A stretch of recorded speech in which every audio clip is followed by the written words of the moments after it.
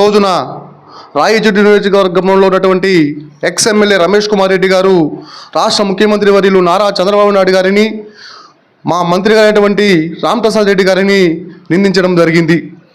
అయ్యా రమేష్ కుమార్ రెడ్డి గారు, మీరు గతంలో మా తెలుగుదేశం పార్టీలో ఉండి వైకాపాలోకి పోయిన వారు. అన్ని రోజులు మీకు తెలియదా చంద్రబాబు నాయుడు గారు ఎలాంటి వారు, మంచివారా చెడ్డవారా అని? నీకు టికెట్ ఇవ్వలేదని ఈరోజు మా రాష్ట్ర ముఖ్యమంత్రి, మా ఆరాధ్యమైనటువంటి నారా చంద్రబాబు నాయుడు గారిని మీరు నిందిస్తూ ఉన్నారు. రాయచోటి నియోజకవర్గంలో హిందూ ముస్లింలందరూ కూడా ఐక్యంగా ఉండి తరాల నుంచి కూడా అన్నదమ్ముల వలె ఐకమత్యంగా ఉన్నాం. హిందువులముగా ముస్లిమ్స్ మనమందరము కూడా. మీరు ఈరోజు మా రాంప్రసాద్ రెడ్డి గారు హిందువులు ముస్లింలు అంతా ఐకమత్యంగా ఉండాలి, ఎటువంటి గొడవలు జరగకూడదు, శాంతి భద్రతలకు అవాంఛనీయతలు జరగకుండా ఉండాలని మీరు చేసిన తప్పిదాల వల్ల ఈరోజు రాయచోటి నియోజకవర్గంలో శాంతి భద్రతలు క్షీణించే పరిస్థితికి వచ్చాయి. ఆ విషయాన్ని నువ్వు గుర్తుపెట్టుకోవాలి రమేష్ కుమార్ రెడ్డి గారు అని చెప్పి కూడా నేను హెచ్చరిస్తూ ఉన్నా. అదే మాదిరిగా మా చంద్రబాబు నాయుడు గారి గురించి మాట్లాడుతూ ఉన్నావు, ఏదో తప్పులు చేశారు ఏం చేశారని. మీరు మీ నాయకుడు 5 సంవత్సరాలు ముఖ్యమంత్రిగా ఉండి ఏమి పీకాడో నువ్వు చెబుతావా రాయచోటి కాన్స్టిట్యున్సీలో? నేను అడుగుతా ఉన్నా. ఆ రోజు మీరేం చేశారు? ఈరోజు మా ముఖ్యమంత్రి గారు కానీ, మా మంత్రి రాంప్రసాద్ రెడ్డి గారు కానీ ఏ ఊరికి వెళ్ళినా కూడా సిమెంట్ రోడ్లు అయితేనేమి, త్రాగునీరు అయితేనేమి, పేద బడుగు బలహీన వర్గాలందరూ కూడా మాకు బ్రహ్మరథాలు పడుతున్నారు. మీరు ఏం చేశారయ్యా? మీరు ఆ రోజు మీరు కాలక్షేపణం చేశారు. ఈరోజు అభివృద్ధి అంటే ఏందో పరుగులు బట్టి చూపిస్తున్నాం. మా మంత్రి గారు అయితేనేమి, మా ముఖ్యమంత్రి గారు అయితేనేమి.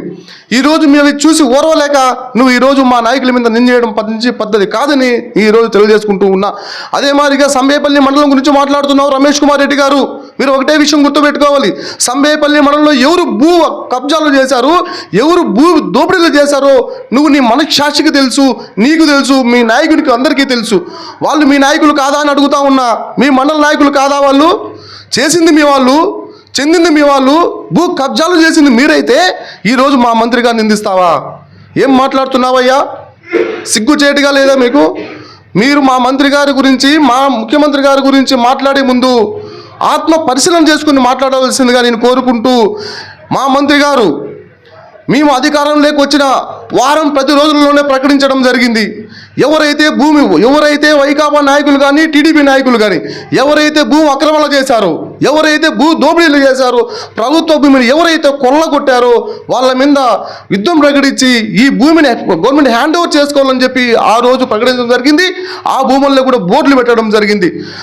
అది కూడా తొందరలో కూడా పూర్తి అవుతుంది. అది ఎక్కడ పూర్తి అయిపోతుందో, ఎక్కడ మాకు మంచి పేరు వస్తుందో అని నువ్వు చూసి ఓర్వలేక ఈరోజు మా పార్టీ పైన, మా నాయకుల పైన బురద చల్లుతున్నావా?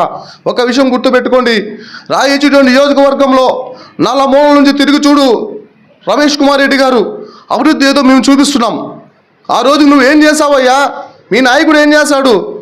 అది మాట్లాడాల్సింది పోయి నువ్వు పొద్దునూకులు వచ్చేసి మా మీద నిందులు వేయడం ఏంది, మా నాయకుడి మీద నిందులు వేయడం ఏంది? మీ నాయకుడు చేసింది 5 సంవత్సరాలు ఏమిటో చూపించు. ఏ చర్చకైనా సిద్ధం రాయచోటి నియోజకవర్గంలో మేము. మీ నాయకుడు 5 సంవత్సరాలు ఏం చేశాడు అభివృద్ధి?